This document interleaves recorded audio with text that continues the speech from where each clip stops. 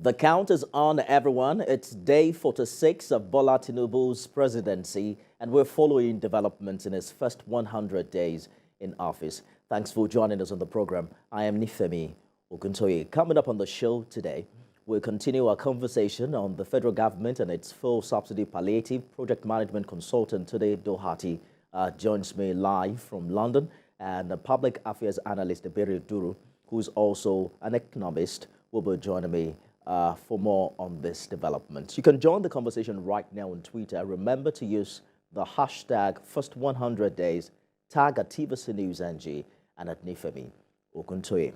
We hear that President Tinubu might be heading out of the country for the third time in his first 46 days in office to attend the fifth mid-year coordination meeting of the African Union in Nairobi, Kenya. As chairperson of ECOWAS, the Nigerian leader is expected to join heads of state and government, foreign ministers of the EU member states, and high-level dignitaries at the mid-year meeting, which will take place on Sunday, July the 16th. We're following that story very closely and be sure that you can get all the updates from here. But earlier today, the president received the Oba of Benin, Omonoba Nedo Okuapolopolo Oba Eruawa Eware II. Since his inauguration on 29th of May, the president has been receiving several dignitaries, including traditional rulers and foreigners, as part of his resolve to operate an open-door policy as well as improving the nation's economy. We'll probably get to be hearing from our State House correspondent later on as to the details of this meeting. Also, the former governor of Lagos State, Akinwumi Ambode, met President Bola Tinubu at the presidential villa today, where they also had a meeting. We're following that one so closely, particularly now that it seems that the former Lagos State governor is back in the fold. Many people are tipping him, for an appointment in the coming days. The First Lady, Senator Oluremi Tinubu, had a meeting earlier today as well with the wives of the 36 state governors to formally introduce the objectives and mission of the Renewed Hope Initiative. The First Lady congratulated the wives of the governors on the successful conduct of the 2023 elections, which brought their husbands to office, and she reminded them that it's time to keep the promises made during elections. After the break, we'll be joined by project management consultant. He's also chairman of the All Progressives Congress UK chapter, Tunde Dohati. I'm also going to be having Ebere Duru, who is an economic affairs analyst, to discuss federal government and its subsidy palliatives. Stay with us.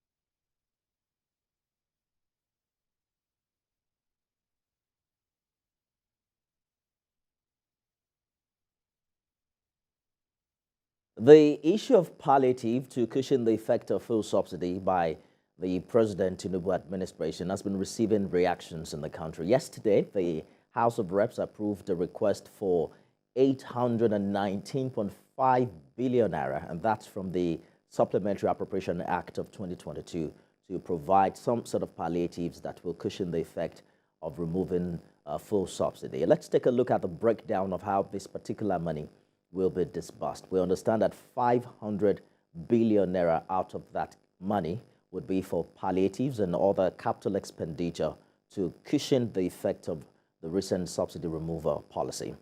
Over 185 billion naira would go to the Ministry of Works and Housing to alleviate the impact of the severe flooding experienced in 2022, and that will be used for road infrastructure across the 6 geopolitical zones. There's a 19 billion naira that will be disbursed to the Federal Minister of Agriculture to ameliorate the massive destruction of farmlands across the country during the severe flooding experienced last year. And 35 billion naira would go to the National Judicial Council, 10 billion naira to the Federal Capital Territory Administration for critical projects, and 70 billion naira to the National Assembly.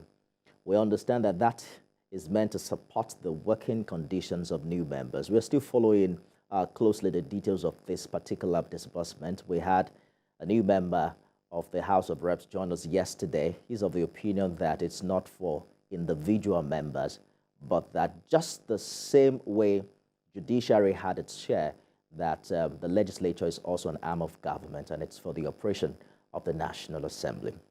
In the Red Chamber, the president sought the approval of the Nigerian Senate for an additional $800 million loan facility.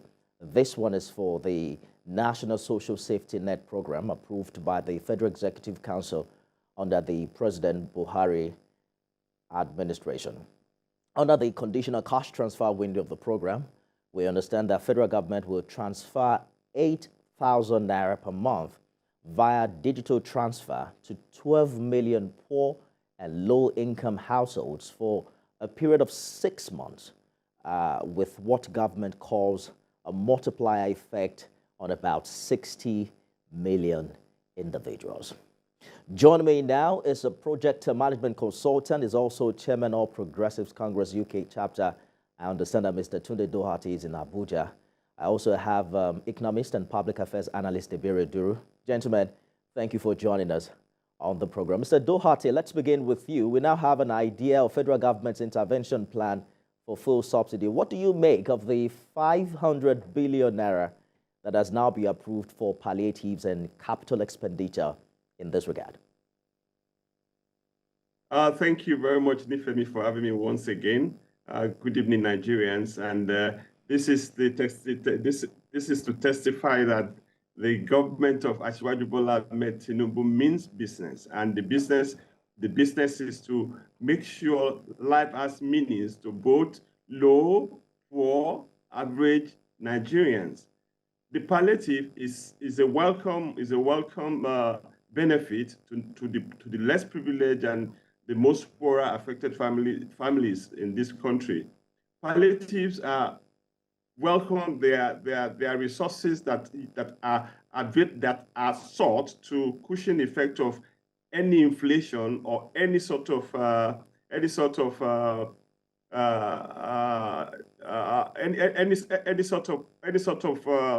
ills that the nation is going through.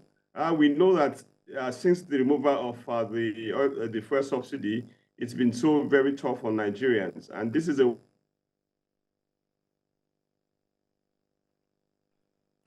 All right, Mr. Doherty seems to be making a case in support of the federal government in that regard. We lost connection with him, but let's turn to Mr. Duru. The word palliative itself brings to mind a lot of unpleasant memories, the COVID-19 experience. You know, there's also the efforts of former President Goodluck Jonathan to provide some palliatives. If you remember, during the initial attempt at removing fuel subsidy in 2012. What do you make of government's track record in this regard? The track record is right, very on the commendable pace, because when you look at it, every nation is suffering from quite a lot of economic downturn now, and for the president to find it so great to push this bill to the National Assembly, and for the National Assembly to approve this 800 billion money for palliative is a welcome idea. It's a welcome thing for all Nigerians, and we give kudos to the president. Since his inauguration, he has not stopped working. He has taken, he's a workaholic. He started working since the day one, and we have seen that he is very passionate about Nigerians, about the masses, especially the poor and the low-income Nigerians. Right, if you look at the breakdown of the palliative, 12 million homes, 12 million poor homes and low-income earners will benefit from this. And they have I mark 8,000 for each person for the next 6 months that will be digitally transferred to them.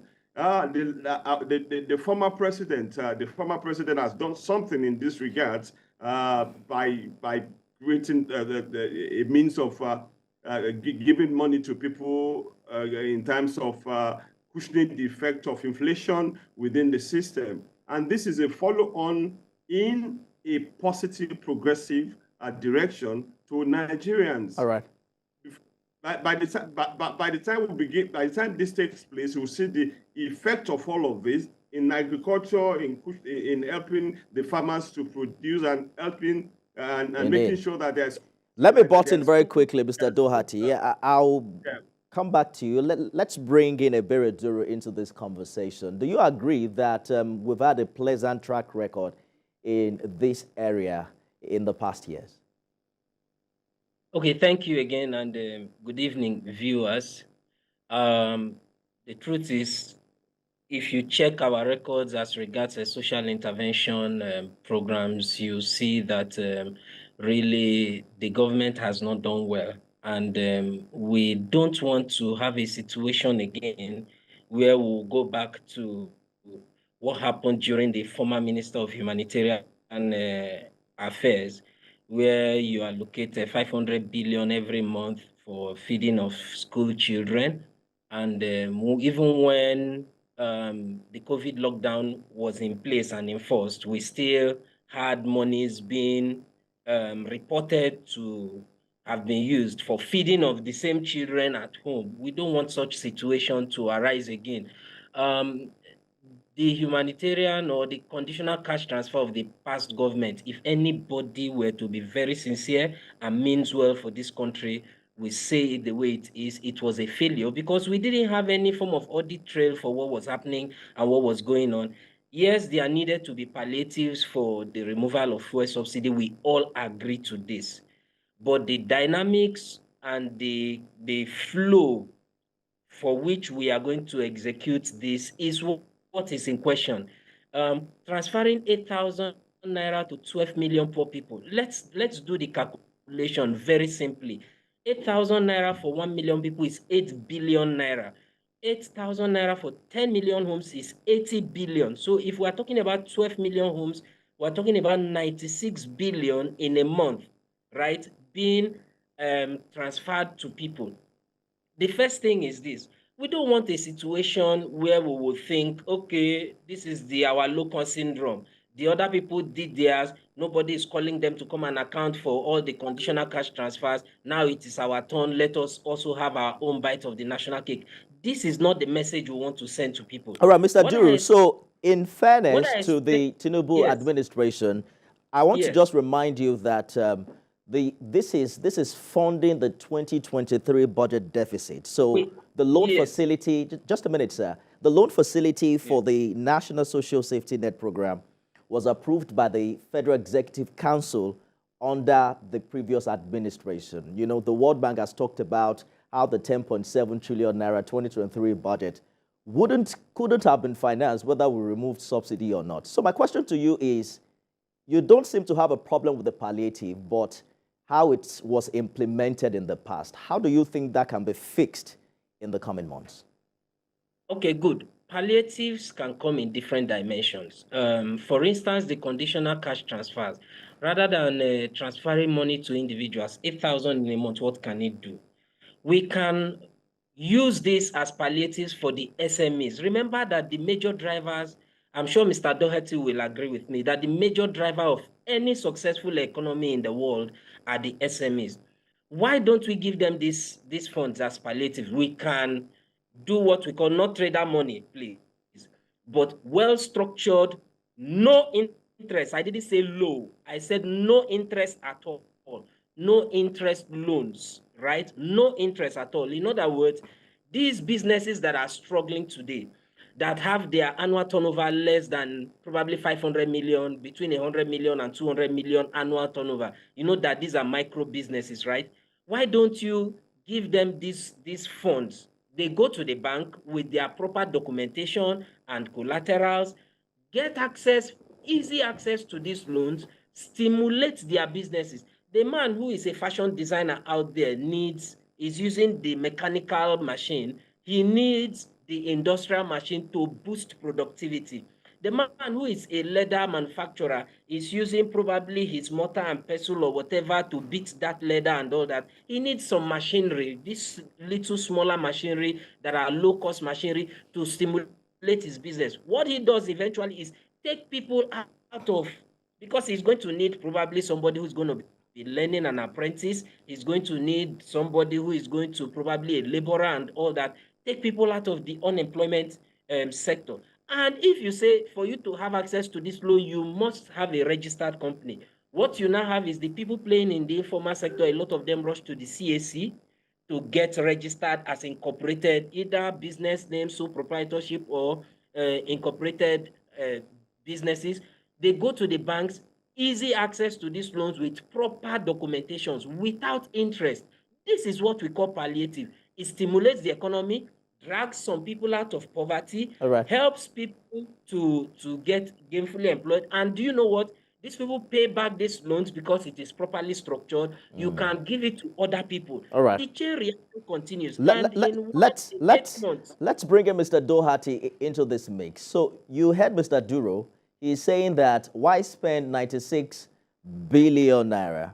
And that's just for 1 month. When you do that in 6 months, that's about 576 billion, if I get the maths right. He's saying, why give this money out, as grant when you can use it to invest in small businesses? We understand that this money has already, been appropriated, and this administration may not have, the liberty to tweak it. They said the World Bank will have you use the money they're borrowing you for what you have borrowed it for. But do you agree with him that moving forward, we should think of interventions, that makes more economic sense than handing out cash?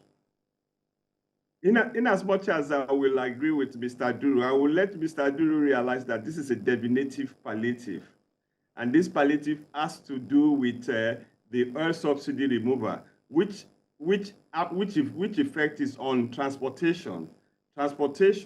And if you look at the breakdown of the palliative, we are having 500 billion budgeted for transfer at 8,000 naira per month to 12 million homes.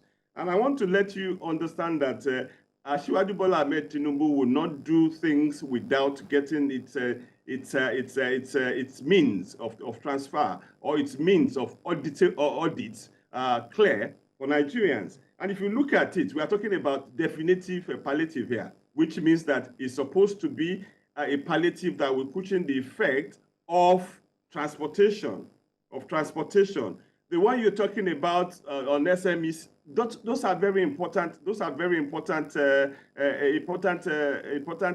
that Nigerians need, and I believe those will come in months to come. But Mr. Doherty, if we break this conditional transfer down a little, 8,000 naira for a household, that's like 267 naira per day. You are in Abuja right now, and I know that there's no way you fit into the category of the poorest of the poor. But how much really can 267 naira do for the poorest in the hill? Nifemi, you see, trying is better than not doing anything at all. Let me give you an example. When we got into the energy crisis in the United Kingdom, the government gave palliative to every home. And those palliatives did not come in form of cash to individual, but it came in form of reducing and paying a particular percentage of your energy bill. That ran for 6 months. Then you have the local council too, paying cash to individual home, even though some paid £100, some paid £200. We know that those monies will not sustain or will not even let the pain off. But the thing is that for those particular period, it's really solved a bit of problems. If you don't have it at all, the pain is much on every citizen. Look at the breakdown of this palliative. We have 100 billion that will be spent on road infrastructure. If our road is good, that means food will come from the rural area to urban cities, so people will be able to buy affordable food products. If you look at for Ministry of Agriculture, 19 billion, what is that supposed to do? To cushion the effect, to help the farmers to be able to put more effort, to be able to add more to their production and have a very great harvest, so that people can.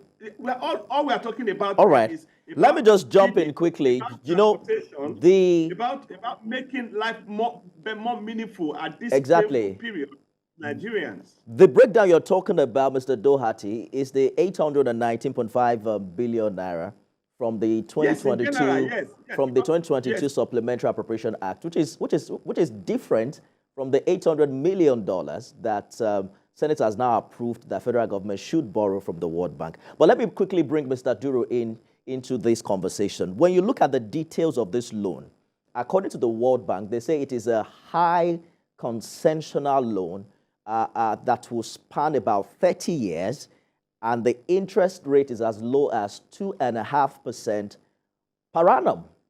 There's even a space of between 8 and 10 years where there is initial grace period, for Nigeria to pay back. With all of these details, would you say perhaps it's not as bad as social media think it is? Okay, quickly, I am not a fanatic of whatever it is that social media says. I look at the empiricals. That's why I'm an economist. I look at the facts, and then I look at the economic implications of every action or reaction or inaction on the part of both the citizenry and the government. This is what I look at. And I want to clearly state this. If we told this same line that the previous administration took, we will only succeed in widening the trust gap between the citizenry and the government. And I think it is too early in the administration of Asiwaju Bola Ahmed Tinubu to engage itself or to find itself in this kind of waters. And then let me also point this very clear. Mr. Doherty spoke about the UK and the palliative measures. I also want to point out that in the US, there is what we call unemployment claims, where citizens who are either not gainfully employed and all that get palliative measures from the government. But these are societies where we have complete database of the citizenry. In Nigeria today, we don't have anything of such. If anything at all of this nature is to be done, the first thing I expect Mr. Doherty, who is an integral part of this government, to be advising the president is, as a matter of urgency, engage in national census now to ascertain number one, the population, the actual population of Nigeria, the regional population of Nigeria, the demographic population of Nigeria, how many people are youths, how many people are adults, how many people are poor, how many people are rich, how many people are gainfully employed, and all of this. When we can ascertain this number, then whatever it is that we want to do as conditional cash transfer or whatever, whether electronic or whichever means, we know we are getting to the right sources. If you're telling me that there will be audit trails and all that, how do we define who is a poor man? How do we define who cannot? You just mentioned something that it amounts to 260 naira a day. I mean, what does that do? All right. Where I am going, We're what running I out of said time now. day, I perhaps we agree that what you're saying is in the long term because the national census leadership met recently with Mr. President, and he also endorsed that position that the census is in view and should come up in a matter of months. But the question on the minds of many Nigerians is what does the federal government give in short term? And we also have to let the people know that this isn't the original idea of this administration. It was carried over, from the previous Federal Executive Council. But gentlemen, we have to leave now. Mr. Doherty, very quickly, let me have your final thoughts on this development. What I would tell Nigerians is, please, you have to be patient. It's rough. Everybody's feeling it. Everybody's feeling the pain. But I can tell you, after the darkness, there is the light.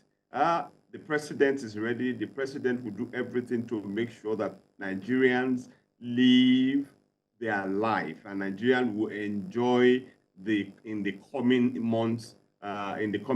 Nigerian, we are in it. A renewed hope is here, and the mandate is already set. All right. On the road. Mr. Berry, your final thoughts. Are you as optimistic as well? Yes, the last thing anybody can do for Nigeria today is not to be optimistic about Nigeria and not to believe in the Nigerian dream. irrespective of whoever appears to be our president. The onus is on us as the citizens to come together to build our nation. But in doing that, we also need our leaders to encourage us to do this, to show good leadership. So that is where I am anchoring this on. And I want to remind the president that nothing is cast in stone. If this was a carryover from the previous administration, please sit down with your cabinet. Let us have the ministers come in, sit down with them, and see how we can think around this and get these funds more productive for both the nation, for both you, and then we see how we can get these monies back to World Bank and then get Nigeria's chips stability. That's our time. Talking about cabinet, Mr. President now has about 13 more days to send that list to the National Assembly. Gentlemen, thank you so much for your contribution. Project Management Consultant, Chairman APC UK Chapter, Today Doherty, Economist and Public Affairs Analyst Ebere Duru. Thank you for sharing your thoughts with us on the program. Thank you for having me. Thank you.